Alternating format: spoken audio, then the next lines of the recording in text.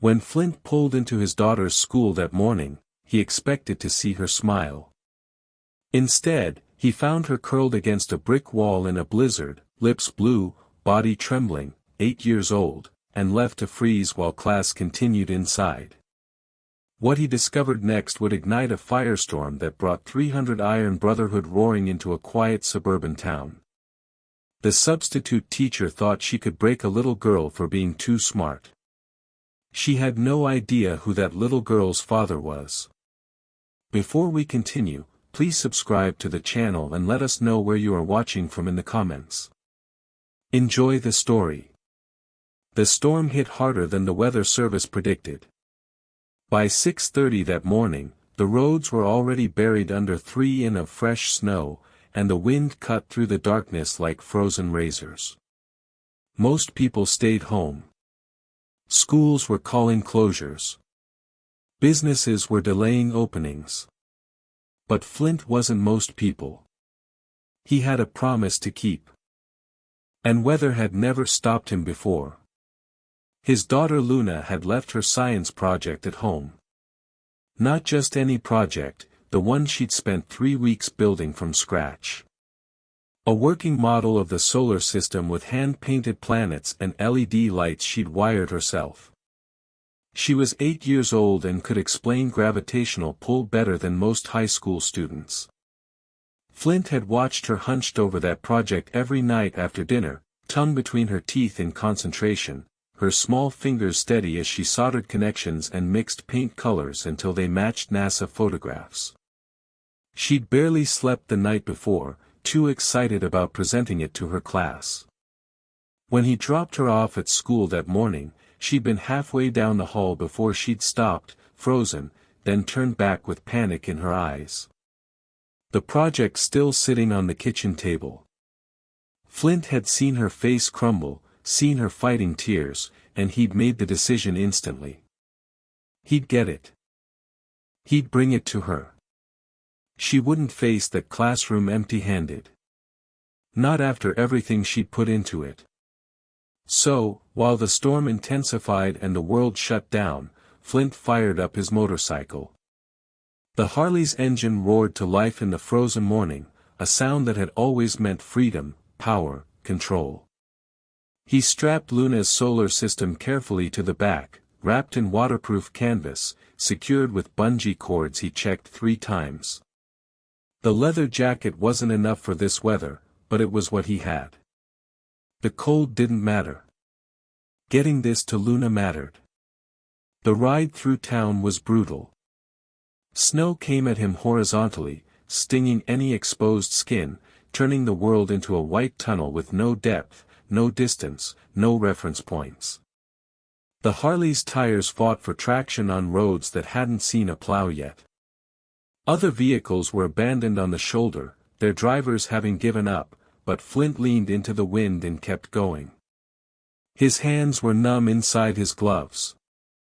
Ice was forming in his beard, but he kept seeing Luna's face. That moment of joy she'd have when he walked into that school and handed her the project she thought she'd lost. That smile that made everything else disappear. He imagined walking through the front doors, snow-covered and ice-crusted, probably looking like something out of a winter apocalypse movie. The office staff would probably give him concerned looks. They always did when he showed up in his colors. But Luna would hear his boots in the hallway. She'd come running, and when she saw what he was carrying, when she realized he'd ridden through a blizzard just to save her presentation, she'd throw her arms around him and everything would be worth it. Every frozen mile, every moment fighting the storm. Worth it to be the dad who showed up, who kept promises, who made sure his little girl never had to feel like she'd failed. The school was only 4 miles from their house. But it took him nearly 20 minutes to get there. 20 minutes of fighting wind and ice and near zero visibility. 20 minutes of willing the Harley to stay upright, to keep moving, to get him where he needed to be. And as he finally turned into the school parking lot, as the building emerged from the snow like a fortress, Flint felt that familiar surge of accomplishment. He'd made it. Luna would get her project. The day was saved. He pulled into the courtyard, the small outdoor space between the main building and the gymnasium where parents sometimes waited during pickup. The engine rumbled, echoing off brick walls, announcing his arrival. Flint killed the motor and started unwrapping the solar system. Checking to make sure nothing had shifted during the ride, that all Luna's careful work had survived the journey. He was already planning his exit. He'd slip it to her, maybe ruffle her hair, let her get back to class without too much disruption. Quick and clean, father-daughter mission accomplished. But then he heard something over the wind. Something that didn't belong. A sound that made his blood stop moving in his veins. Small, rhythmic, desperate, teeth chattering.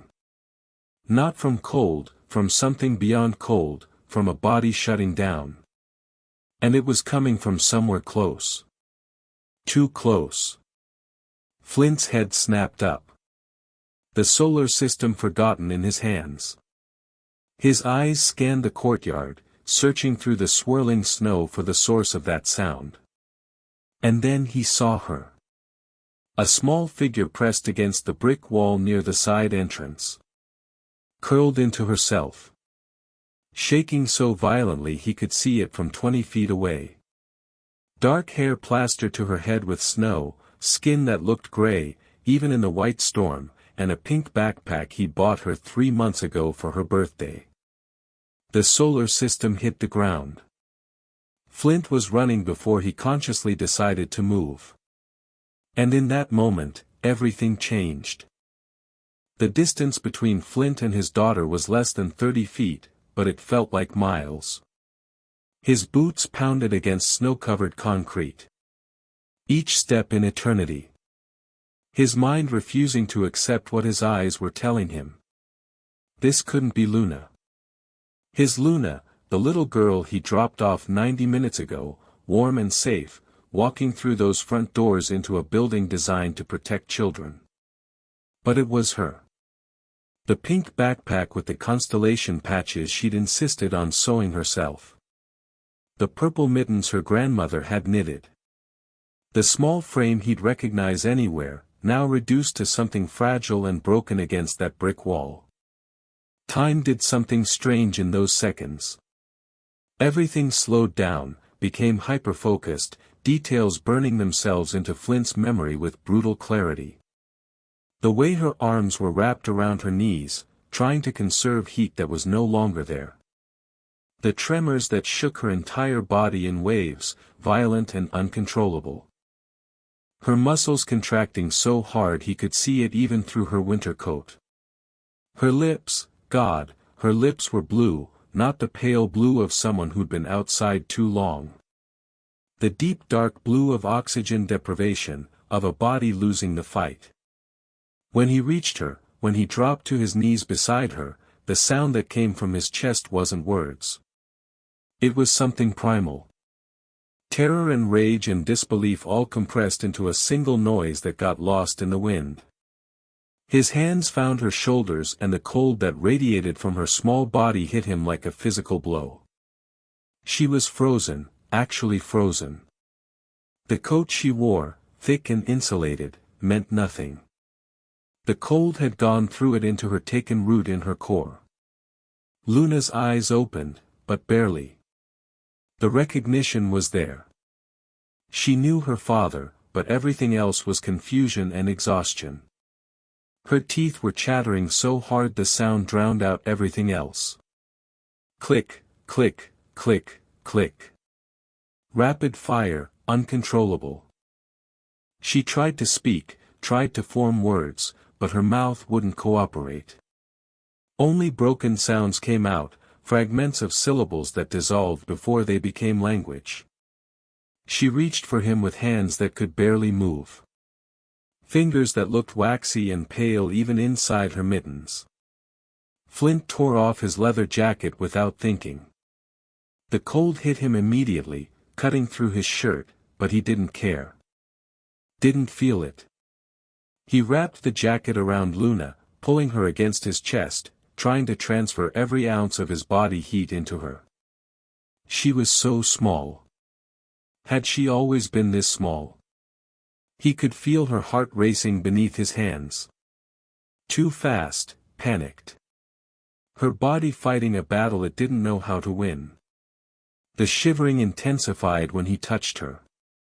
Like his warmth shocked her system into recognizing how cold she actually was. He needed to get her inside, needed to get her warm, needed to understand what had happened, how this was possible, why his daughter was outside in a blizzard while school was in session. But in that moment, holding her shaking body against his, Flint's mind couldn't process anything beyond the immediate crisis. His daughter was hypothermic. His daughter was in danger. His daughter needed him, and he'd almost been too late. He scooped her up, one arm under her knees, the other supporting her back, and Luna's head lolled against his shoulder.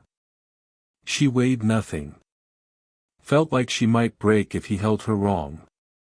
The chattering teeth continued. That awful sound that meant her body was still trying to warm itself, still fighting. If the shivering stopped, he knew some deep instinct told him that would be worse. Much worse. That would mean her body was giving up. The side entrance was locked. Of course, it was locked. Flint kicked it once, twice, his boot leaving dents in the metal. And somewhere inside, an alarm started screaming. Good. Let them hear. Let them come. Let them see what he'd found in their courtyard. He moved to the main entrance, shouldering through the double doors with Luna clutched against him, his leather jacket dwarfing her small frame, and the warmth of the building hit them both like a wall. The contrast was obscene. Inside, everything was normal. Fluorescent lights hummed overhead. Bulletin boards displayed student artwork. The faint sound of a teacher's voice drifted from a nearby classroom, explaining something about multiplication tables. The smell of cafeteria food preparing for lunch. Life continuing as usual while a child froze to death 30 feet away. A teacher emerged from a classroom, saw Flint standing there dripping melted snow, saw the bundle in his arms, and her face went white. She started toward them, mouth opening to ask questions, but Flint's expression stopped her cold. He didn't have words yet. Couldn't form sentences past the roar of adrenaline and terror still flooding his system. He just held Luna tighter, felt her continued shivering, and thought one single thought that would define everything that came after. Someone did this to her. Someone put her outside, and he had no idea yet that this wasn't an accident. The school nurse's office became ground zero within minutes. Staff members materialized from classrooms and administrative offices. Their faces shifting from confusion to horror as they processed what they were seeing. Flint laid Luna on the examination table, and the nurse, a woman named Beverly, who'd been working at the school for 15 years, immediately started stripping off Luna's wet outer layers. The coat, the mittens, the snow pants. Everything was soaked through, clinging to Luna's skin, making the hypothermia worse with every second it stayed on. Emergency blankets appeared, the crinkly metallic kind designed to trap body heat. Beverly wrapped Luna in 3 of them, layering them carefully, her hands steady despite the shock in her eyes. She checked Luna's pulse, her temperature, shining a light in her eyes to check her pupils. The thermometer reading made Beverly's jaw tighten 92.6 degrees. Dangerously low, moderate hypothermia, bordering on severe. Another 10 minutes outside and they'd be looking at organ damage. Another 20 and Luna might not have made it at all. The principal, Mr. Wallace, stood in the doorway looking like a man watching his career implode in real time. His mouth opened and closed, searching for words, for explanations, for anything that could make sense of this situation. Behind him, other teachers whispered urgently, their voices carrying fragments of disbelief. How long was she out there? Who was supervising? Where was her teacher? The questions multiplied, but no one had answers. Flint stood beside the examination table, his hand on Luna's forehead, feeling the unnatural cold of her skin through the blankets. Her shivering had intensified with the warmth, which Beverly said was actually a good sign. Her body recognizing it needed to fight. But watching his daughter shake uncontrollably, her small face still pale, her lips slowly returning from blue to a sickly purple pink, Flint felt something dangerous solidifying in his chest. Not the hot explosive rage he'd felt outside, something colder, more controlled, more permanent. He turned to Mr. Wallace, and when he spoke, his voice came out like gravel scraping across concrete. 3 words that cut through all the nervous chatter. "Where were you?" The principal flinched, started to answer with administrative speak with carefully constructed phrases designed to deflect responsibility. But Flint's expression stopped him. This wasn't a question seeking excuses. It was an accusation, a demand, a line being drawn in the sand. "Where were all of you?" Flint continued, his voice low enough that everyone had to lean in to hear. "My daughter was outside for." He looked at Beverly. Based on her core temperature and exposure symptoms, at least 45 minutes, the nurse said quietly. "Possibly longer." 45 minutes, Flint repeated, letting the number hang in the air like an indictment. "In a blizzard, while school was in session, while every one of you was inside these warm buildings doing your jobs, where the hell were you, mister?" Wallace turned to his assistant principal, a younger man named Gibson, who'd been frantically checking his tablet, pulling up schedules and attendance records. "What class was Luna in this morning? Who was her teacher?" Gibson's face went pale as he found the information. "Room 214, 3rd grade science. But Mrs. Martinez is out on medical leave. The substitute today was," he scrolled, "Miss Brennan." The name meant nothing to Flint yet, just syllables. But he filed it away, his mind already building a case, cataloging details, preparing for whatever came next. "Get her," he said. Now someone was dispatched.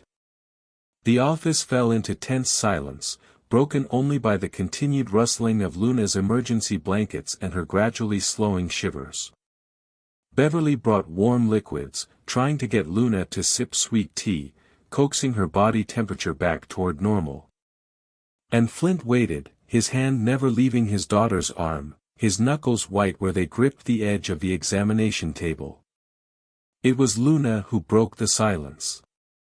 Her voice came out rough, damaged from the cold, barely above a whisper. But in that quiet room, everyone heard her. Daddy Flint leaned down immediately, his face level with hers. "I'm here, baby. Right here. I'm sorry about the project." Her eyes filled with tears and the fact that this was what she was worried about. Not what had happened to her, but disappointing him. Nearly broke something in Flint's chest. "Hey, no, don't you dare apologize."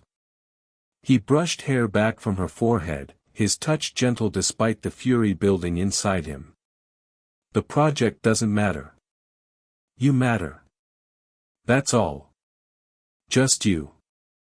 Luna's lip trembled. "But I worked so hard." "I know you did, and we'll figure it out." But first, he took a breath, forcing his voice to stay calm. "I need you to tell me something. How did you end up outside?" The room held its breath. Every staff member present leaned in, suddenly understanding that whatever Luna said next would define everything that followed. Beverly's hands stilled on the blanket she was adjusting. Mr. Wallace took a step closer. Gibson's fingers hovered over his tablet, ready to document. Luna's eyes dropped, shame flooding her small face. "I answered a question wrong." "What?" Flint's voice sharpened despite his efforts to control it. In science class, Miss Brennan asked about planetary orbits, and I answered, but she said I was showing off, that I was being disrespectful, that I needed to learn humility. Luna's voice cracked. She told me to go outside and think about respecting adults. The words landed like grenades in the small office. Flint felt the temperature of his blood drop. Felt something crystallized in his core that was far more dangerous than heat. Miss Brennan sent you outside, he repeated, his voice deadly quiet. The substitute teacher, she ordered you out into a blizzard. Luna nodded, tears spilling over now. I tried to tell her it was really cold, but she said maybe the cold would cool down my smart mouth. She opened the door and told me to go. And when I was out there, I tried to come back in, but her voice broke. The door was locked. The nurse's sharp intake of breath was audible. Mr. Wallace looked like he might be sick, and Flint felt the world narrow to a single point of focus, a single name that now carried the weight of everything that had been done to his daughter, Miss Brennan.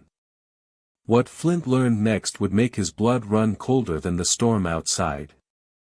But in that moment, with Luna's confession hanging in the air and the full horror of deliberate cruelty settling over everyone present, one thing became absolutely certain. This wasn't an accident. This wasn't a mistake. This was a choice. And someone was going to answer for it. The investigation began before anyone officially called it that.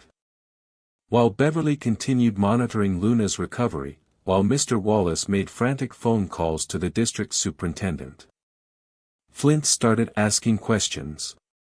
Not loudly, not with threats, just methodical, persistent questions directed at anyone who might have seen something, heard something, known something. And what emerged over the next hour painted a picture far more disturbing than a single moment of poor judgment. Miss Brennan wasn't a stranger to this school.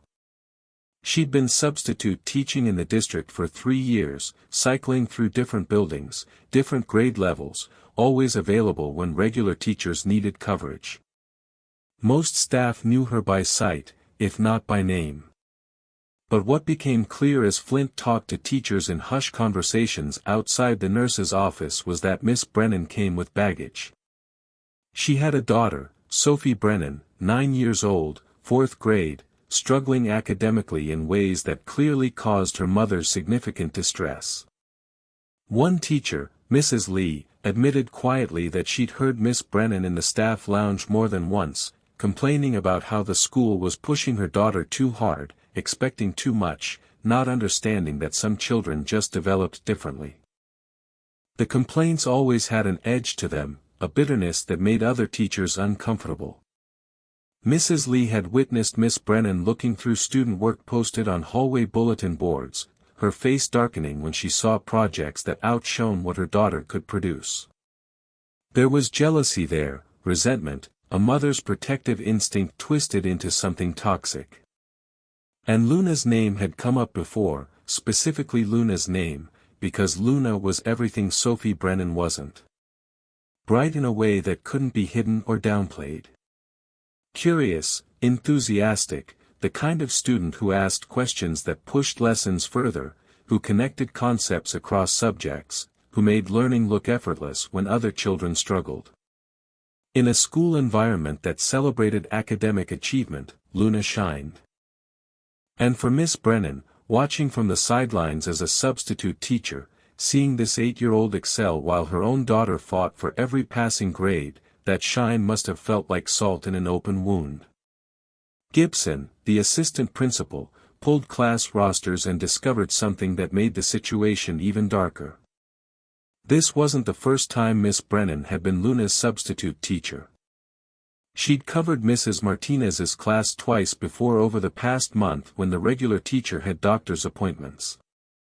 2 previous interactions, 2 previous opportunities to observe Luna, to build resentment, to let that bitterness calcify into something actionable. A student teacher who'd been in the room during one of those earlier sessions recalled Miss Brennan making pointed comments when Luna raised her hand. Little digs disguised as redirection. Let's give someone else a chance to answer, Luna. I'm sure you're not the only smart one here. Or maybe instead of always knowing everything, you could let your classmates think for themselves. The kind of comments that felt wrong but weren't quite serious enough to report. Microaggressions designed to diminish, to make a confident child second-guess herself. But it was the interviews with Luna's classmates that revealed just how calculated this morning had been.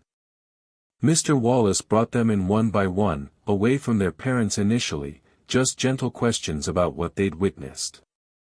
The children were nervous, their voices small, clearly afraid of getting in trouble or saying the wrong thing, but they told the truth, and the truth was damning. Miss Brennan had started class that morning by announcing a special challenge question. She told the students that this was a difficult concept, something even fifth graders struggled with, and she wanted to see if anyone could figure it out. The question involved planetary orbits, specifically why planets closer to the Sun orbited faster than those further away. It was advanced material well beyond third-grade curriculum. Several children tried to answer and got it wrong, which Miss Brennan met with exaggerated sympathy. "Oh, that's okay. This is really hard. Don't feel bad." Then Luna raised her hand. According to every child who witnessed it, Luna explained Kepler's laws and language an 8-year-old could understand. Talking about orbital velocity and gravitational pull, making connections to the science project that was probably still lying in the snow outside where Flint had dropped it. Her explanation was clear, accurate, and confident. The kind of answer that should have made a teacher proud. Instead, the classroom had erupted in laughter. Not at Luna, at Miss Brennan. Because Luna had just demonstrated to 23 third graders that their substitute teacher had asked a question expecting them to fail and an 8-year-old had made it look easy. The children weren't laughing at the answer. They were laughing at the shocked expression on Miss Brennan's face at the way she'd clearly been caught off guard at the sudden shift in power dynamics when a child proved smarter than the adult in the room. One student, a boy named Tyler, described what happened next with painful clarity. Miss Brennan's face had gone red. Her hands had clenched into fists at her sides. And she'd stared at Luna for a long moment before speaking in a voice that made everyone stop laughing. "That's enough, Luna. I think your attitude shows exactly why your generation has no respect for authority. You think being smart means you can show up your teachers. Make everyone else look stupid." Luna had tried to apologize, Tyler said. Had looked confused, like she didn't understand what she'd done wrong, but Miss Brennan hadn't let her speak, had told her that maybe some time outside would teach her humility, that the cold might cool down her smart mouth, that when she was ready to come back inside and apologize to the entire class for her disrespect, maybe then she'd be allowed back in. The other children had watched Luna walk to the door, had seen her hesitate, had heard her ask if she could at least get her coat from her locker.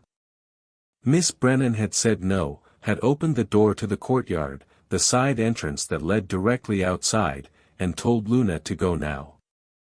And when Luna had walked out into that blizzard, when the door closed behind her and the lock clicked into place, Miss Brennan had turned back to the class and continued the lesson as if nothing had happened. 23 children had sat in that classroom while their classmate froze outside. None of them had understood it was an emergency. They'd thought Luna was just in trouble, that she'd be let back in soon, that adults knew what they were doing. Children trust that teachers will keep them safe. Every single one of those students would carry the guilt of their silence, even though they bore no responsibility for what happened. But the question that destroyed Miss Brennan's control wasn't what anyone expected. It wasn't a trap that backfired. It was a moment when a teacher's jealousy and insecurity collided with a child's innocent brilliance.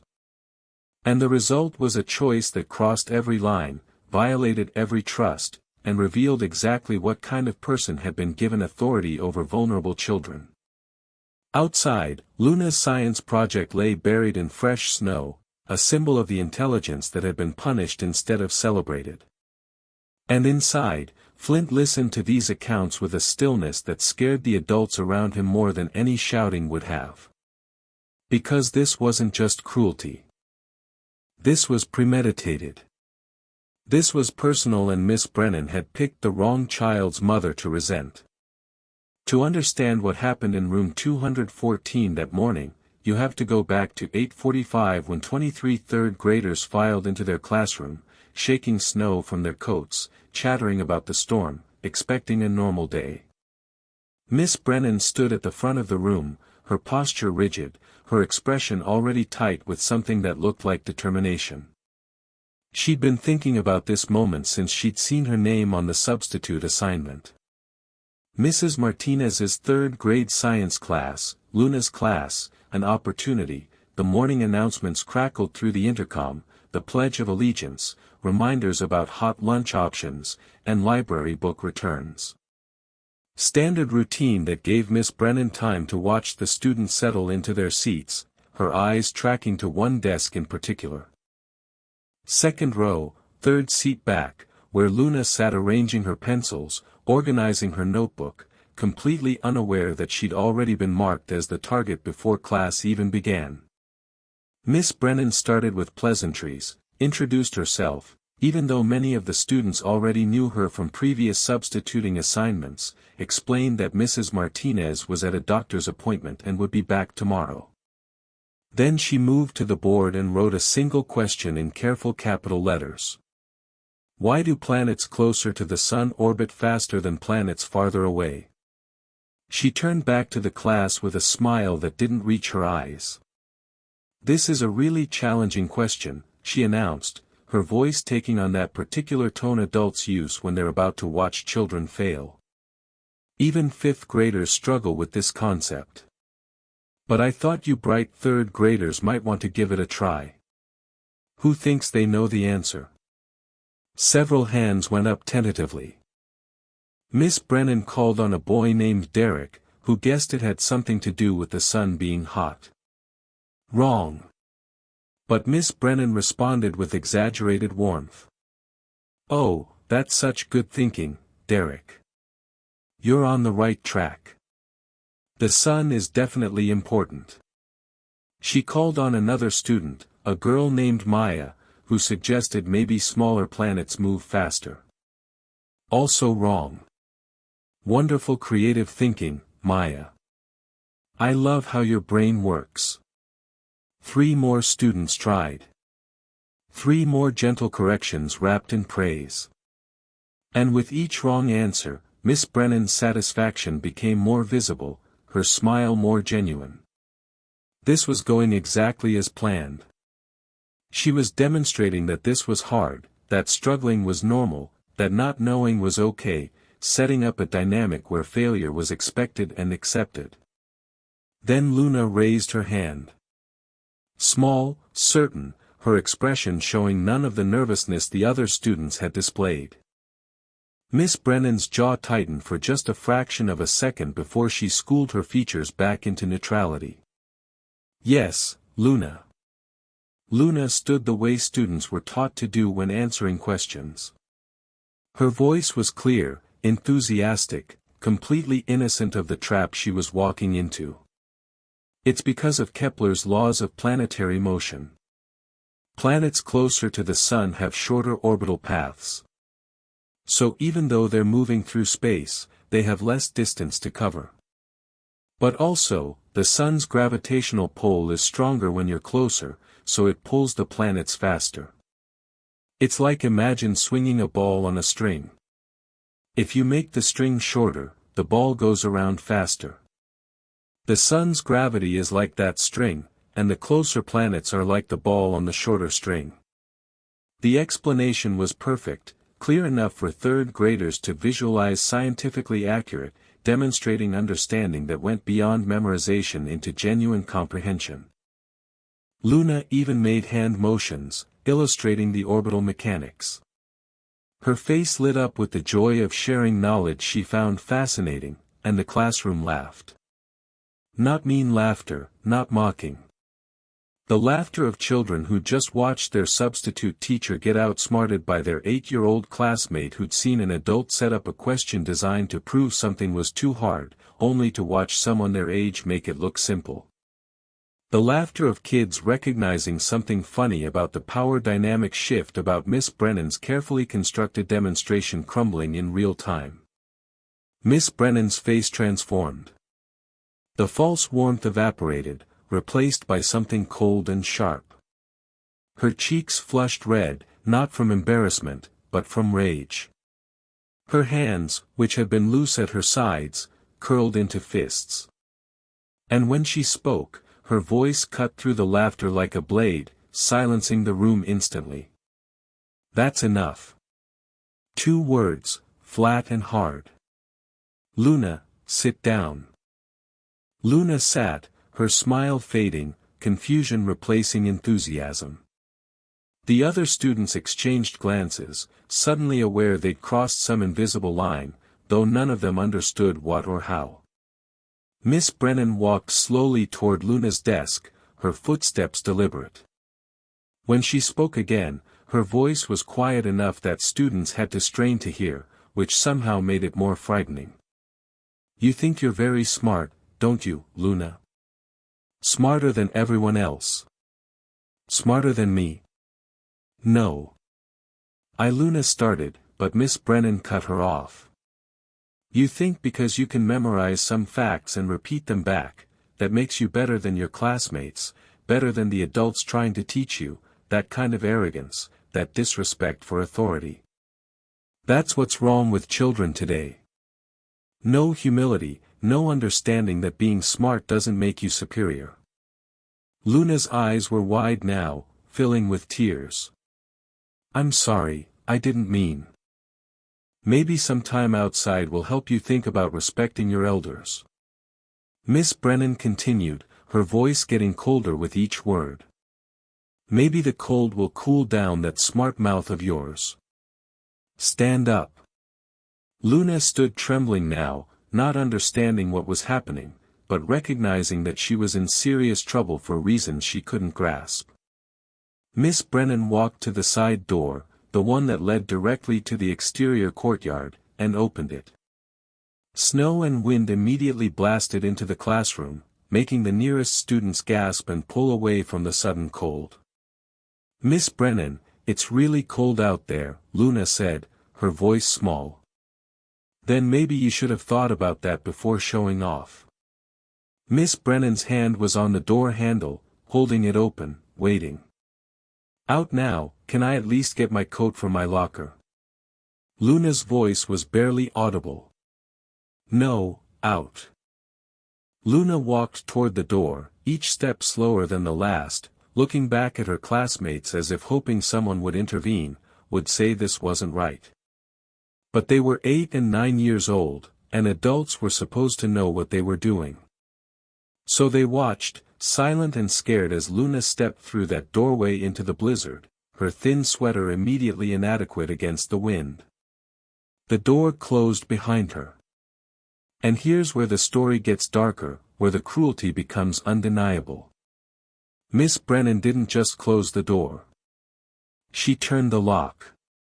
The deadbolt that was meant to keep dangerous people out. She used to keep a child outside. The click echoed in the quiet classroom. A sound that several students would later tell investigators they'd never forget. Luna stood at that door for 3 minutes knocking.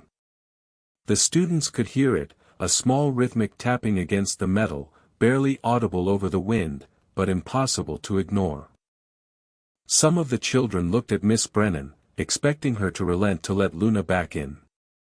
But Miss Brennan had returned to the front of the classroom and picked up her lesson plan as if nothing unusual had happened.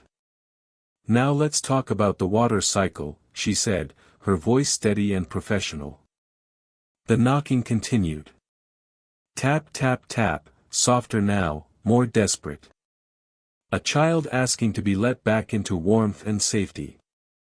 And then after those 3 minutes, it stopped. The silence that followed was somehow worse than the sound had been. Luna had given up, had accepted that the door wasn't going to open, had turned away to find whatever shelter she could in a courtyard with none. And inside room 214, Miss Brennan taught the water cycle while a little girl's core temperature dropped degree by dangerous degree just beyond that locked door. 23 children sat in their seats, most of them staring at that door instead of the board, wondering when Luna would be allowed back in. Trusting that adults knew what was safe, that teachers would never actually hurt them. That trust placed in someone who had weaponized her authority to punish a child for being intelligent, was perhaps the cruelest part of all. 47 minutes. That's how long Luna was outside. 47 minutes that felt like hours, that stretched into an eternity measured not in time, but in the progressive shutdown of a small body fighting cold, it was never meant to endure. To understand what happened during those minutes is to understand how close this story came to ending in tragedy instead of justice. The courtyard offered almost no shelter. It was a utilitarian space designed for student movement between buildings, not for protection from the elements. Brick walls on 3 sides created a wind tunnel effect, channeling the blizzard's fury into a concentrated blast that hit anyone standing there from multiple angles at once. There was an overhang above the door, maybe 3 feet of coverage, but the wind drove the snow horizontally, making the overhang meaningless. And Luna, in her thin cotton sweater and school pants, had nothing that could defend against weather like this. The first few minutes, she tried to stay by the door, pressed herself against it, hands tucked under her arms, drawing her knees up to conserve whatever warmth her body could generate. She was still knocking periodically, not the steady tapping from before, but sporadic attempts, weaker each time, hope fading with each unanswered knock. Her teeth chattered so hard she bit her tongue tasted copper. The cold attacked every exposed inch of skin. Her face, her neck, her hands. It felt like needles, then knives, then a deeper ache that spread into her bones. She tried calling out, "Miss Brennan, please. I'm really cold." Her voice was small, barely audible over the wind, and it went nowhere. The door was solid metal, insulated, designed to keep sound out. Inside, class continued. Outside, a child begged to be heard and wasn't. After about 10 minutes, when the door remained locked and the cold became unbearable, Luna made a decision that probably saved her life. She moved, found the corner where 2 brick walls met, offering slightly more wind protection than standing exposed by the door. She curled into the smallest shape possible, back against the wall, knees to chest, arms wrapped around her legs, making herself tiny, reducing surface area. Some animal instinct for survival taking over where her 8-year-old understanding couldn't reach. The storm intensified, would have been merely brutal became genuinely dangerous. Wind speeds picked up, driving the snow harder, reducing visibility to almost nothing. The temperature, already below freezing, felt even colder with the wind chill factored in. Meteorologists would later calculate that the conditions Luna endured were equivalent to standing in -10 degrees weather for 47 minutes in a sweater. Other people passed during that time. Not close enough to see into the courtyard, but close enough that if anyone had looked, if anyone had glanced out a window at the right moment, they might have seen her. A janitor walked through the adjacent hallway, pushing a cart of cleaning supplies, his attention on his work. A teacher hurried from one building to another, head down against the wind, focused on getting inside quickly. The gym teacher stood at a window on the 2nd floor, looking out at the storm, shaking her head at the weather severity, never noticing the small figure curled in the courtyard below. How many opportunities were there to save her? How many moments where if someone had just looked had just noticed the nightmare could have ended, but no one looked, and Luna stayed there alone, her body fighting a battle it was biologically incapable of winning. The shivering that had started immediately, that violent full-body trembling that chattered her teeth and made her muscles ache, was her body's defense mechanism, generating heat through rapid muscle contractions, burning energy to stay alive. But that defense has a limit. Around the 20-minute mark, Luna's shivering became less coordinated. Instead of productive warmth generation, it turned into sporadic spasms. Her body systems beginning to fail. She was burning through her limited energy reserves and there was no fuel left to burn. Her hands went numb first. She couldn't feel her fingers anymore. Couldn't make them move properly when she tried. Then her feet, the numbness creeping up her legs like rising water. Her thinking became fuzzy, confused. She couldn't remember exactly why she was outside anymore, just that she was cold and wanted her dad and needed to be warm. The clarity of thought that had gotten her in trouble, that brilliant mind that could explain orbital mechanics, was dimming like a light losing power. Around the 35-minute mark, something even more dangerous happened. The shivering stopped, not because she was warming up, but because her body had given up on that defense mechanism. Her core temperature had dropped low enough that her system began prioritizing vital organs, shutting down everything non-essential. Blood flow redirected away from her extremities, away from her skin, concentrating around her heart and lungs and brain. The stopping of shivers, which might seem like relief, was actually the body's white flag. The point where hypothermia transitions from dangerous to potentially fatal. Luna's head drooped forward. Her eyes kept closing and she had to force them open. Some deep instinct warning her that falling asleep would be bad, though she couldn't articulate why anymore. Her lips, already blue, darkened further. Her breathing slowed. She wasn't producing enough heat to melt the snow that accumulated on her shoulders, in her hair, against her back. She was becoming part of the storm, a small frozen statue that used to be a little girl. If Flint had arrived 5 minutes later, this story would have ended very differently. 5 more minutes of core temperature dropping, of organs struggling to function, of a brain starving for warm oxygenated blood. 5 more minutes might have meant permanent damage, might have meant a very different kind of hospital visit. Might have meant coming home to find his daughter gone in a way that no amount of rage or justice could reverse. But he came when he did. Rode through that blizzard with a science project strapped to his bike, imagining a smile, having no idea he was racing against a clock that was seconds from running out. The moment his motorcycle rumbled into that courtyard, the moment he heard her teeth chattering over the engine noise, was the moment fate decided Luna would survive. Barely, dangerously, but survive. And as Flint had carried her inside, as the warmth began the slow process of bringing her back from the edge, one question would haunt everyone who learned what happened. How does a child suffer like that for that long in a place designed to keep children safe? And no one notices until it's almost too late. The ambulance arrived within 12 minutes of Flint's call. Paramedics loaded Luna onto a stretcher, still wrapped in those metallic emergency blankets.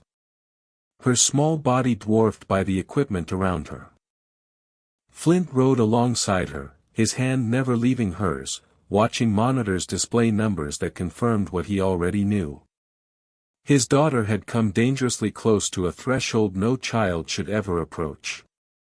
Core temperature still hovering at 93 degrees. Heart rate elevated as her body fought to compensate. Blood pressure readings that made the paramedic exchange looks with her partner. At the hospital, doctors moved quickly. Warmed for fluids, heated blankets, constant monitoring. The diagnosis came back within an hour. Moderate hypothermia with risk factors for complications. She'd need observation, possibly overnight, to ensure no organ damage had occurred from the prolonged cold exposure.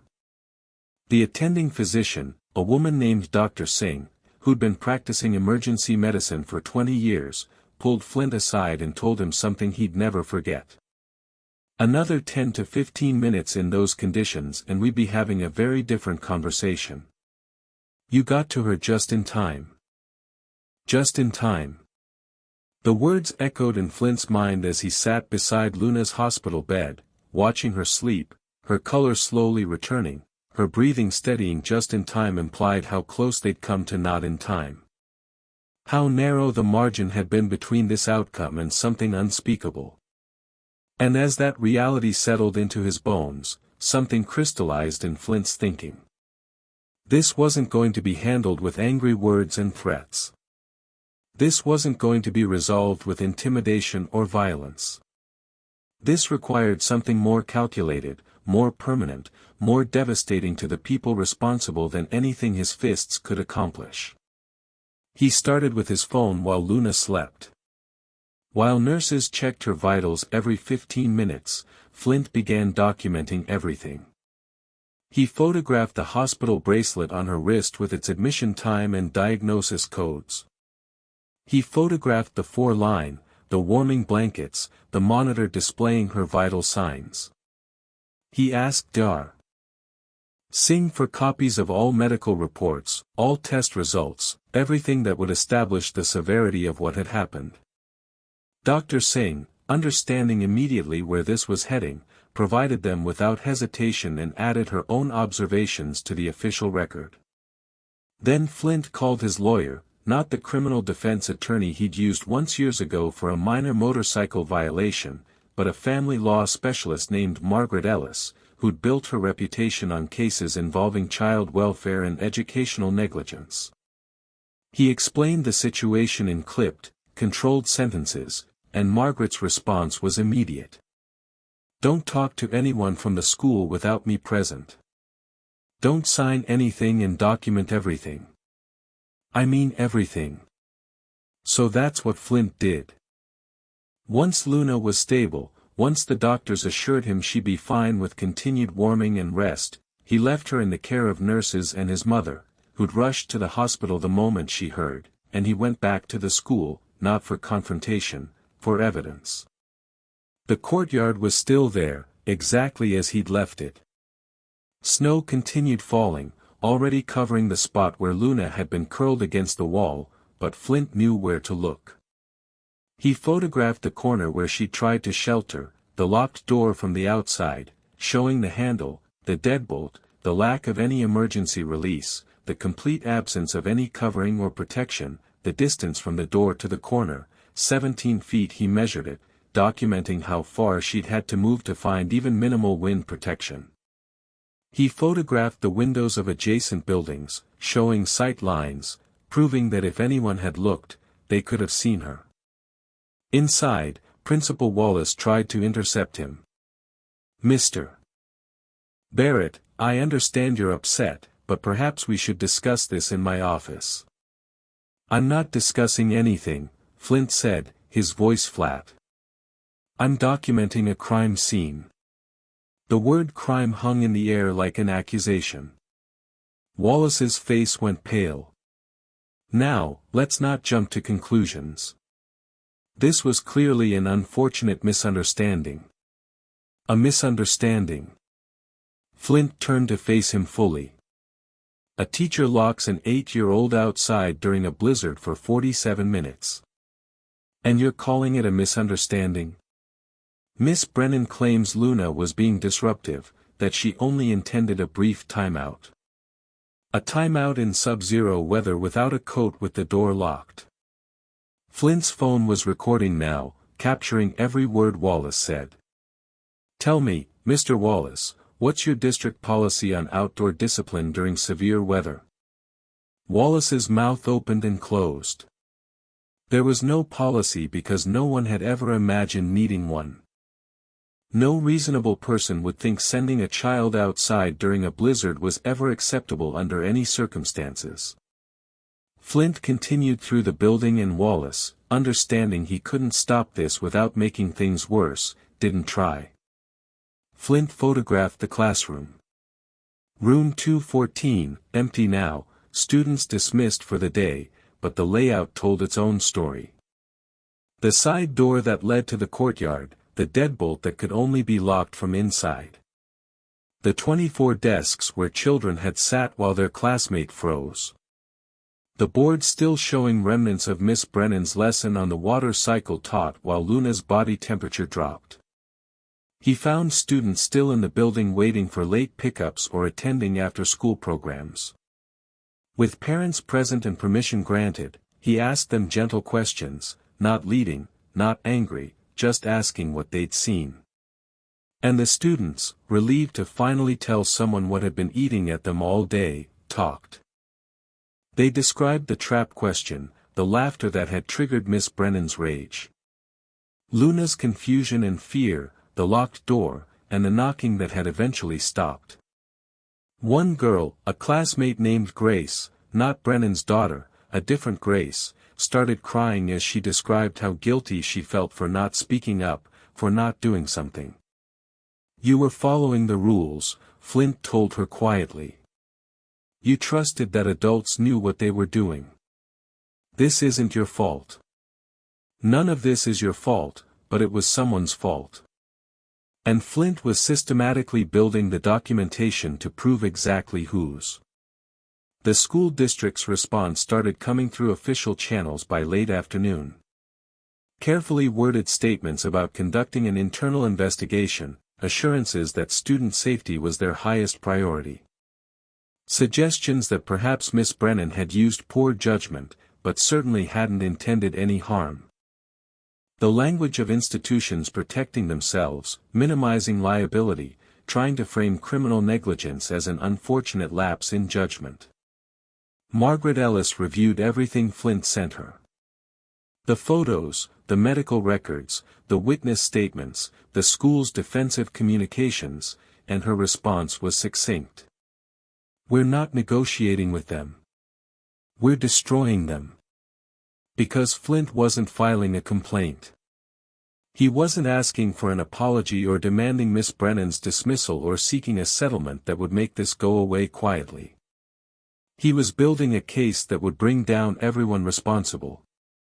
A case that would expose the negligence not just of one substitute teacher, but of an entire system that had given her authority over children without adequate screening, training, or oversight.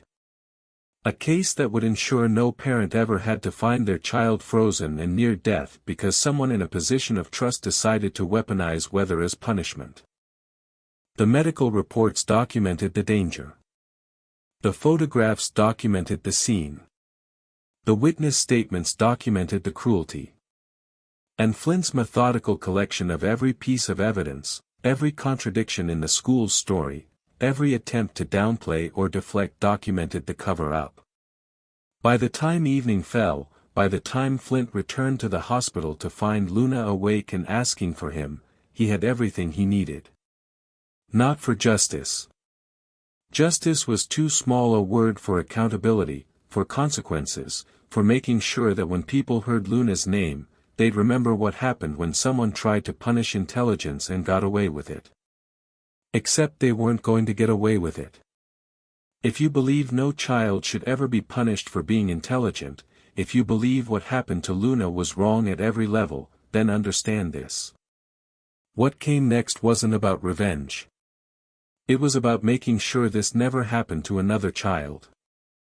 It was about drawing a line so clear, so bright, so enforced with consequences that anyone who even thought about harming a student would remember Luna's story and think twice. Flint kissed his daughter's forehead, felt her warmth returning, and made a silent promise. This would not be forgotten. This would not be minimized. This would not be swept under any bureaucratic rug. Miss Brennan would answer for what she'd done, and the system that enabled her would be held accountable for every second. And Luna spent freezing while they failed to protect her. The building of the case was complete. Now came the reckoning. Margaret Ellis filed the lawsuit at 11:47 the next morning. Not the preliminary paperwork, not a notice of intent, the full complaint, 63 pages of meticulously documented allegations backed by medical evidence, witness testimony, photographic proof, and expert analysis. She bypassed every opportunity for quiet settlement, every chance for the district to handle this internally, and went straight to civil court with a case so comprehensive that the clerk processing it actually stopped reading halfway through to call her supervisor. The lawsuit named everyone Miss Brennan personally for child endangerment, negligent infliction of emotional distress, and willful misconduct. The school district for negligent hiring, inadequate supervision, and failure to protect Principal Wallace for administrative negligence. The damages sought weren't just compensatory. They were punitive, designed to send a message that would resonate through every school board meeting and administrative decision for years to come.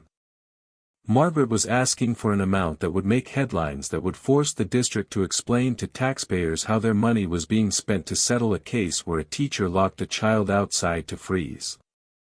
But the lawsuit was only the beginning, because what Margaret understood, what Flint understood, was that civil liability and criminal accountability were two different beasts, and this situation demanded both. Dr. Singh, the emergency room physician who treated Luna, was a mandatory reporter. State law required her to report any suspected child abuse or endangerment to authorities, and hypothermia resulting from deliberate exposure absolutely qualified.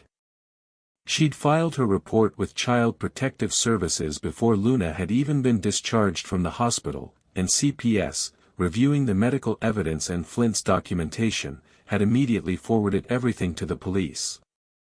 By early afternoon, detectives from the Criminal Investigations Unit were involved. This wasn't being handled by school resource officers or local patrol.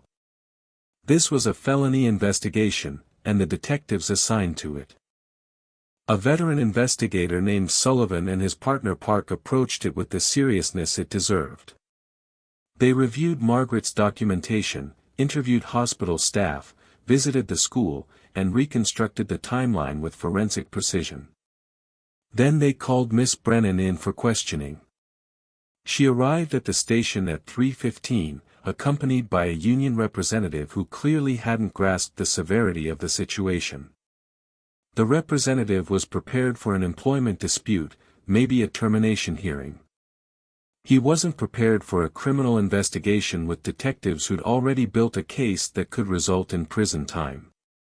The interview was recorded, as all such interviews are, and the transcript would later become part of the public record. Miss Brennan started with confidence, with the authority of someone who'd spent years in positions of power over children and expected that authority to protect her now. But authority means nothing in an interrogation room when the evidence is overwhelming. Detective Sullivan started with simple questions. Had she been the substitute teacher for room 214 on the day in question? Yes. Had there been an incident involving a student named Luna Barrett? Her expression tightened slightly, but yes. Could she describe what happened? This is where Miss Brennan made her first critical mistake. She tried to control the narrative, tried to frame Luna as a disruptive student who'd been disrespectful, who'd needed discipline, who'd been sent outside briefly as a consequence for her behavior. The child was being disruptive, she said, her voice taking on that professional educator tone. She was showing off, making other students uncomfortable with her know-it-all attitude.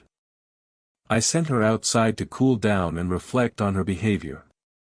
It was a standard timeout. Detective Park, who'd been silent until now, leaned forward. A standard timeout in a blizzard without a coat. Well, I didn't think. Miss Brennan caught herself, realizing the admission she'd almost made. You didn't think what? Sullivan pressed. That it was cold. That a child in a sweater might be in danger in sub-zero temperatures. The union representative tried to intervene, suggested his client didn't have to answer that. But Miss Brennan was already defensive, already trying to justify decisions that couldn't be justified. Children are coddled these days. A little cold wouldn't hurt her. It was meant to teach her a lesson about respect. How long was she outside? Park asked. 5 minutes, maybe 10 at most. Sullivan slid a document across the table. The medical report with its time stamp of when Flint brought Luna inside and the doctor's estimate of exposure duration. The medical evidence says 47 minutes. 47 minutes in conditions that resulted in moderate hypothermia. Would you like to revise your statement? Miss Brennan's face flushed. The time must have gotten away from me. I was teaching. I had 23 other students to think about. 23 other students watched you lock that door. Park said quietly. We have statements from 16 of them. They all described the same thing. You asked a question intended to humiliate this child. When she answered correctly and other students laughed, you sent her outside and locked the door behind her. They heard her knocking for 3 minutes. She knocked on that door and you ignored her. I was trying to teach her a lesson. You were trying to punish her for being intelligent. Sullivan cut in. Multiple witnesses describe a pattern of behavior. Comments you made about your own daughter struggling academically. Resentment towards students who excelled. This wasn't about discipline, Miss Brennan. This was personal. The interview continued for another hour, and with each question, Miss Brennan's story fell apart. She contradicted herself, changed details, admitted to things she didn't realize were admissions. The union representative finally managed to stop the interview, but the damage was done. Everything Miss Brennan had said, every attempt to minimize and deflect and justify was recorded, and all of it would be used against her. Sullivan and Park stepped out of the interview room and conferred with the assistant district attorney who'd been monitoring the interview remotely. The decision took less than 5 minutes. They had probable cause. They had evidence of intentional child endangerment. They had a confession, however reluctant, that established mens rea criminal intent. An arrest warrant was justified. The prosecutor signed off on the charges that evening. Child endangerment in the first degree, willful neglect of a minor, abuse of authority, each charge carrying the possibility of years in prison, each one documenting a different aspect of the same unforgivable act. The warrant was issued, signed by a judge who'd read the medical reports and looked at the photographs of that snow-covered courtyard and understood exactly what kind of danger Luna had faced. What happened next would echo through every school district in the state. Because this wasn't going to be handled quietly. This wasn't going to be plea bargained down to a minor offense. The prosecutor, understanding the public interest and the need for accountability, made a decision to pursue this case aggressively to make an example that would remind every educator, every administrator, every person given authority over children that power comes with responsibility and betraying that responsibility has consequences. The system, often slow and bureaucratic and frustrating, moved with unusual speed and purpose. Within 36 hours of Luna being found freezing in that courtyard, the machinery of justice was fully engaged. The lawsuit threatened the district's budget. The criminal charges threatened Miss Brennan's freedom, and everyone involved knew that this case would be watched, scrutinized, judged by parents across the state who sent their children to school every day trusting that those children would be safe. The system was moving, and Miss Brennan, who'd locked the door, thinking she could teach a lesson about humility, was about to learn a lesson about accountability that would define the rest of her life. The police arrived at 2:45 in the afternoon during dismissal, not by accident. The timing was deliberate, chosen by prosecutors who understood that public accountability sometimes requires public witness. 2 unmarked cars pulled up to the main entrance just as parents were lining up for pickup, just as buses were loading, just as the normal chaos of the school days and was reaching its peak. Detectives Sullivan and Park walked through those front doors with the kind of calm purpose that comes from knowing exactly what you're doing and why it matters. They asked for Miss Brennan at the main office, and the secretary's face went pale as she picked up the phone. Within minutes, Miss Brennan appeared from the faculty lounge, coffee cup in hand, clearly annoyed at being summoned. She saw the detectives and her expression shifted, recognition and fear flickering across her features in rapid succession. "Miss Veronica Brennan?" Sullivan asked, though they both knew the answer. "Yes." Her voice was steady, but her hand trembled slightly, coffee rippling in the cup. "I'm Detective Sullivan. This is Detective Park. We have a warrant for your arrest." He held up the document so she could see the judge's signature, the official seal, the list of charges typed in formal legal language. Child endangerment in the first degree, willful neglect of a minor. Abuse of authority. The coffee cup slipped from her hand, hitting the floor with a crack that echoed through the suddenly silent hallway. Parents who'd been chatting stopped mid-sentence. Teachers emerging from classrooms froze. Students waiting in line turned to stare, and Miss Brennan stood there, her face draining of color, looking at the handcuffs Park was pulling from his belt. "You have the right to remain silent," Sullivan began, his voice carrying in the quiet.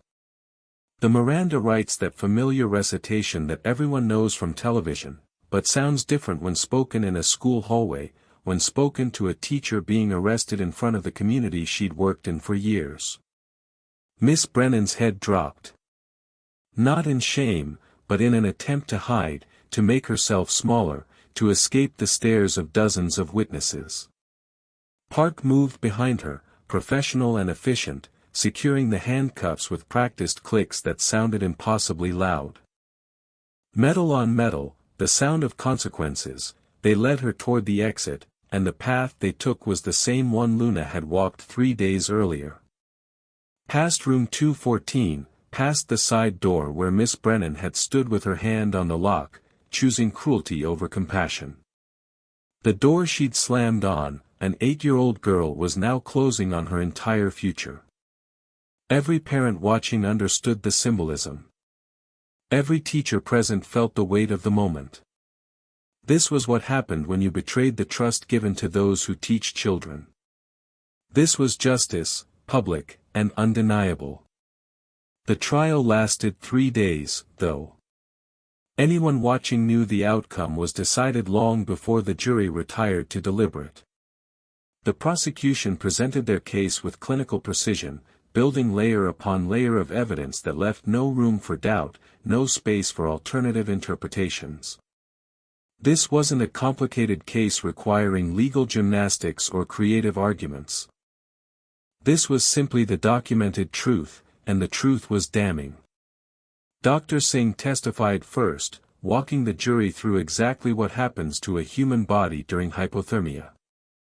She explained how Luna's core temperature of 92.6 degrees represented a medical emergency, how another 15 minutes could have meant organ damage, how children are particularly vulnerable because of their smaller body mass and limited ability to generate heat. She showed the jury photographs of Luna in the emergency room. The warming blankets, the 4 lines, the monitors tracking a small body fighting to survive exposure it should never have faced. Medical experts followed, explaining the progression from discomfort to danger to life-threatening crisis. They testified that 47 minutes in those conditions, without proper clothing, would be dangerous for an adult and potentially fatal for a child. They demolished any suggestion that this had been harmless, that Luna had merely been uncomfortable, that no real danger existed. The science was clear and unforgiving. Then came the students. 16 children, some as young as 8, took the witness stand and described what they'd seen. Their testimony was heartbreaking in its simplicity. They talked about the trap question, the laughter, Miss Brennan's rage.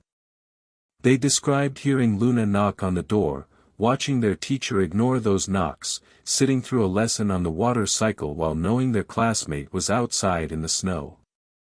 Several children cried on the stand, not from fear of testifying, but from the guilt they still carried for not speaking up, for trusting that adults knew what was right. But the testimony that shattered Miss Brennan's defense completely came from an unexpected source. Her own daughter, Sophie Brennan, 9 years old, called by the prosecution after information emerged during discovery that changed the entire narrative. Sophie testified with her grandmother present for support about what life was like at home. She described her mother's obsession with her academic performance, the constant comparisons to other students, the bitter complaints about children like Luna, who made learning look easy while Sophie struggled.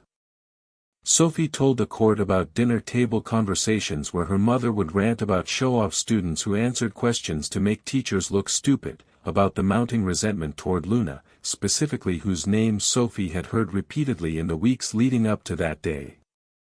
About her mother saying the night before that she was substituting for Luna's class the next day and maybe it was time someone taught that girl some humility. The courtroom sat in stunned silence as this 9-year-old described a pattern of jealousy and rage that had been building for weeks that had targeted an 8-year-old child for the crime of being intelligent. Miss Brennan, sitting at the defense table, didn't look at her daughter during the testimony, couldn't because Sophie's words proved premeditation, proved that this wasn't a momentary lapse in judgment, but a calculated act of cruelty born from months of resentment. The defense had nothing. They tried to argue that Miss Brennan had simply used poor judgment, that she hadn't intended harm, that the severity of the weather had been unexpected, but the evidence destroyed every argument. Weather reports showed the blizzard had been forecasted. Medical testimony proved the danger was immediate and obvious. Student witnesses established that Miss Brennan had locked the door deliberately, had ignored Luna's knocking, had continued teaching as if nothing was wrong. The jury deliberated for 90 minutes. When they returned, the 4 women stood and delivered guilty verdicts on all 3 charges. Child endangerment in the first degree, willful neglect of a minor, abuse of authority. Miss Brennan's face remained blank, but her hands shook as the verdicts were read as the judge thanked the jury and scheduled sentencing for the following week. Sentencing was swift and severe. The judge, a woman who'd spent 20 years on the bench and seen countless cases involving harm to children, didn't mince words. She spoke about the sacred trust given to educators, about the vulnerability of children placed in their care, about the unconscionable betrayal Miss Brennan had committed. The sentence, 4 years in state prison, followed by 5 years probation with conditions that included never working with children again, mandatory anger management and psychological counseling, and a permanent criminal record that would follow her for the rest of her life. Miss Brennan's teaching credentials were revoked immediately. Her career, the profession she'd worked in for years, was over. Not suspended, not under review, permanently destroyed. And as she was led from the courtroom heading to begin serving her sentence, everyone present understood that justice had been served. Not perfectly. Nothing could undo what Luna had endured, but completely. But the lawsuit was just beginning. Because criminal consequences addressed Miss Brennan's actions. The civil case was about the system that had enabled her. The criminal conviction was the spark that ignited a wildfire through the entire school district. Once Miss Brennan was sentenced, once the criminal justice system had established beyond reasonable doubt that child endangerment had occurred, the civil lawsuit became not a question of if the district would lose, but how catastrophically they would fall. Margaret Ellis's legal team went to work with surgical precision, peeling back layers of administrative negligence that had been hiding in plain sight for years. Discovery revealed that Miss Brennan's hiring process had been cursory at best, criminally negligent at worst, background checks had been minimal, references had gone unchecked.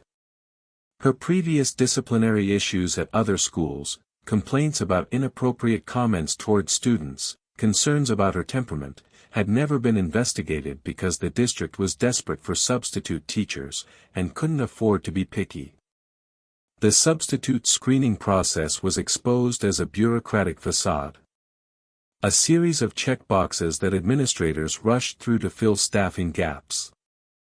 There was no psychological evaluation, no assessment of fitness to work with children beyond a basic criminal record search. Miss Brennan had passed that low bar, and the district had given her authority over classrooms full of vulnerable children without ever asking if she should have it.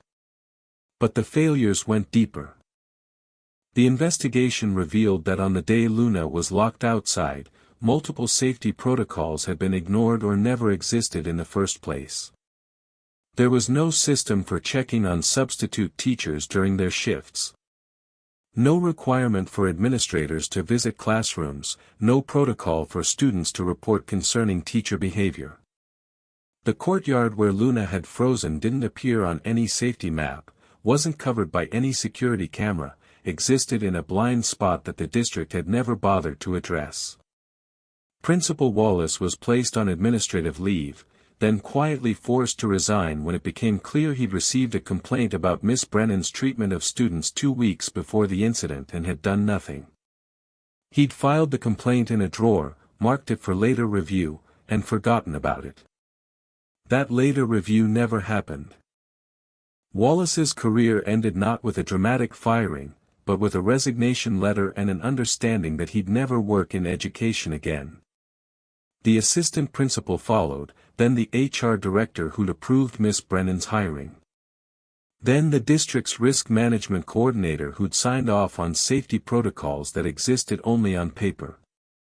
One by one, administrators who'd built careers on the presumption that nothing would ever go catastrophically wrong discovered that catastrophe had indeed arrived, and their negligence was documented in thousands of pages of depositions and evidence. The school board meetings became spectacles of accountability. Parents packed the auditorium demanding answers, demanding changes, demanding assurance that what happened to Luna could never happen to their children. Board members, realizing the enormity of the liability they faced, began throwing administrators under the bus in desperate attempts to save their own positions. The unity of bureaucratic protection crumbled under the weight of public outrage and legal exposure. The financial settlement, when it finally came, made state history. Margaret Ellis had asked for $12 million in her original complaint. The district's insurance company, looking at the evidence and the public sentiment and the complete absence of any defensible position, recommended settling for $15 million, just to make it go away. The final number, negotiated over weeks of mediation, $18.4 million. The largest settlement in state history for a case involving a single student. But money, while significant, wasn't the victory Margaret and Flint had fought for. The real changes came in the policy reforms that became mandatory as part of the settlement. Every substitute teacher in the district would undergo psychological evaluation and comprehensive background checks. Classroom monitoring systems would be installed. Anonymous reporting hotlines for students. Mandatory training on child safety and appropriate discipline. Protocols requiring administrative presence during substitute coverage. Security cameras covering every exterior door and courtyard. These policies, initially implemented in one district to settle one lawsuit, spread. Other districts, terrified of facing similar liability, adopted the same standards. State legislators, responding to constituent pressure, introduced bills making many of these safety measures legally required. Within a year, Luna's case had reshaped education policy across the entire state, had created protections for hundreds of thousands of students who would never know her name, but would benefit from the accountability her suffering had demanded. The district had fallen, not destroyed entirely, but fundamentally transformed, forced to rebuild with safety and accountability as foundational principles rather than afterthoughts. And through it all, through the firings and settlements and policy changes, through the news coverage and legislative hearings and administrative restructuring, Flint remained focused on one thing.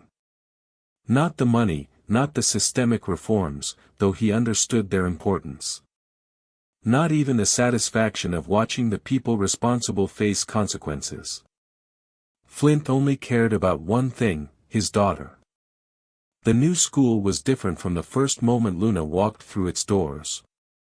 Oak Ridge Elementary sat on the other side of town. A building that had earned its reputation not through test scores or athletic achievements, but through something more fundamental. A culture that celebrated curiosity instead of punishing it. Teachers here understood that bright students weren't showing off when they raised their hands, weren't being disrespectful when they asked questions that pushed lessons further. Intelligence was nurtured, not resented. Luna's transfer happened quietly without fanfare, though her story had preceded her. The principal, Mrs. Bennett, had personally assured Flint during the enrollment meeting that Luna would be safe here, would be valued here, would never again face punishment for being exactly who she was meant to be. And Mrs. Bennett had kept that promise in ways large and small. From the careful selection of Luna's teacher to the private conversations with classmates about kindness and inclusion before Luna's first day. Her new teacher, Mr. Garcia, was a 15-year veteran who'd built his classroom into a sanctuary for students who thought differently, who learned faster, who needed more than standard curriculum could provide. He'd greeted Luna on her first morning with genuine warmth and a question that immediately put her at ease.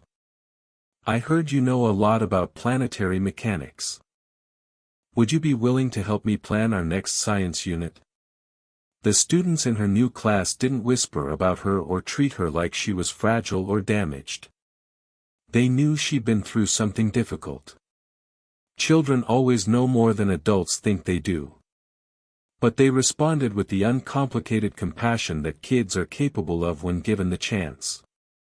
They asked if she wanted to join their reading group, invited her to sit with them at lunch, welcomed her into their games at recess without making a production of it, and slowly, day by day, Luna began to heal in ways that no therapy session or legal victory could accomplish.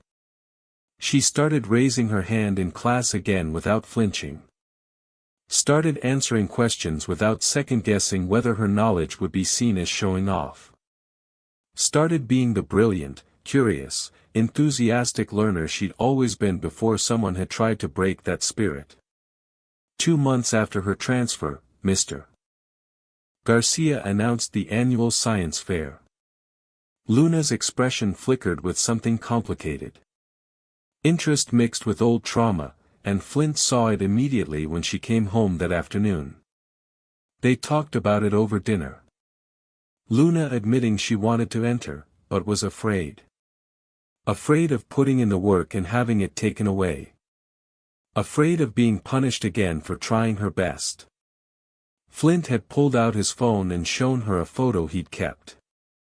The original science project, the solar system with hand-painted planets and LED lights that she'd worked on for 3 weeks. The project that had been buried in snow and water damaged beyond repair. "You built something amazing once," he told her. "And someone tried to destroy it, but they didn't destroy you. You want to build something new? We'll build it together." So Luna did.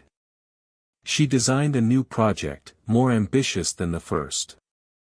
A working model demonstrating how tidal forces from gravitational interactions could be harnessed for renewable energy. Flint helped where she needed it, but mostly he watched, amazed as always by how her mind worked, how she could take complex concepts and make them tangible. She worked with confidence this time, without the fear that had haunted her since that day in the snow. The science fair came on a Friday evening. The gymnasium filled with parents and students, displays covering every available surface, children standing proudly beside their work. And when the judges finished their rounds, when the scores were tallied and the winners announced, Luna's name was called for first place. She walked to the front of the gymnasium, accepted her blue ribbon and certificate, and smiled, the kind of genuine, unguarded smile that Flint hadn't seen since before everything happened. Mr. Garcia shook her hand, told her and everyone listening that her project demonstrated not just scientific understanding, but creative problem-solving that went well beyond grade level, that she should be proud, that her intelligence was a gift to be celebrated. And Luna, holding that blue ribbon, surrounded by applause, finally believed it again. She walked out of that gymnasium confident, safe, thriving. The girl who'd been punished for being smart had won first place for being brilliant. The child who'd been locked outside in the cold stood in warmth and recognition. Her talents finally valued the way they should have been all along. This was redemption. This was hope. This was Luna reclaiming herself from the trauma that had tried to define her. But protection, real lasting protection, required something more than a nurturing school and academic achievement. It required a message sent so clearly that no one would ever mistake it. What most people didn't know, what the news coverage never mentioned, was that Flint hadn't been alone through any of this. From the moment he'd carried Luna through those school doors, from the first phone call he'd made after the hospital admitted her, the Brotherhood had been mobilizing. 300 Iron Brotherhood, brothers from chapters across 3 states, had been watching everything unfold with the kind of protective fury that comes when one of your own has been wronged. They'd been there during the arrest, motorcycles lining the streets around the school, engines idling, leather-clad riders standing with arms crossed, while Miss Brennan was let out in handcuffs. No one said a word. No threats were made. They just stood there, a silent wall of presence that communicated more than any words could. They'd been there during the trial, filling the courtroom gallery, their colors displayed proudly, making sure the judge and jury and everyone present understood that this case mattered, that this child was protected, that justice wasn't optional. And they were there now on the day Luna won first place at her science fair, gathering in the school parking lot as word spread through the Brotherhood that Flint's daughter had reclaimed her brilliance, had stood in front of judges and parents, and won recognition for being exactly who she was meant to be. 300 motorcycles, Harleys and choppers, and custom builds rolled into Oak Ridge Elementary's parking lot as the sun began setting, painting the sky in shades of orange and gold. Luna heard them first. That distinctive rumble that's unmistakable once you've heard it. She looked at her father with wide eyes and Flint smiled, scooped her up onto his shoulders, and carried her outside. The sight that greeted them was overwhelming. Rows of motorcycles, brothers standing beside their bikes. All of them there for one 8-year-old girl who'd survived something no child should ever face. The engines revved in unison, a thunderous declaration that echoed off buildings and rolled through the neighborhood. Not a threat, a promise. This child is protected. This child is valued. This child will never stand alone against cruelty again. Parents who'd been leaving the science fair stopped to watch. Students pressed against windows. And Luna sat on her father's shoulders waving at an army of protectors who'd claimed her as their own. One of the brothers, a man named Kodiak, who'd ridden from 2 states away, approached Flint and handed Luna a patch custom-made, designed specifically for her. It read, "Protected by 300" with a small angel wing embroidered beside the words. Luna held it like a treasure, understanding in the way children do that this meant something important, something permanent. The message was clear. Touch this child, harm any child under the watch of this brotherhood, and consequences would follow. Not violence. They didn't need violence when justice had already been served, but presence, witness, the certainty that wrongdoing would be seen, documented, pursued with relentless determination until accountability was achieved. Miss Brennan had learned that lesson in prison. The school district had learned it through policy reform and financial devastation. And anyone watching this moment, seeing 300 motorcycles surrounding one small girl, understood it now. Flint had carried Luna through a blizzard to save her life. The Brotherhood carried her memory through every legal battle to save her future. And standing there in the sunset, surrounded by the rumble of engines and the solidarity of brothers who'd become her guardians, Luna was safe. Truly safe. Not because the people who had hurt her were gone, though they were, but because she was surrounded by protectors who had proven they would move heaven and earth to keep her from harm. The engines revved one final time, a thunderous chorus that felt like a heartbeat. And then they rode out. 300 motorcycles departing in formation, leaving behind the promise they'd made. No one would ever hurt her again. Luna's story ended with justice because one father refused to stay silent because he documented every failure, pursued every avenue of accountability and built a case so comprehensive that the system had no choice but to respond. But it ended with protection because 300 brothers stood behind that father and behind his daughter, making sure the world understood that harming the vulnerable comes with consequences. If you believe children should be protected, not punished for their intelligence, hit subscribe. Comment "Stand with Luna" if you're against anyone who hurts kids, and share this story because the world needs to know that cruelty against children will never go unanswered. 300 Iron Brotherhood made sure of that. And the rumble of their engines still echoes as a reminder that when we stand together, when we refuse to accept injustice, when we fight for the defenseless with everything we have, we can change the world one protected child at a time. Stand with Luna. Stand against those who harm children. And never forget that sometimes justice rides on two wheels and wears leather, but it's justice all the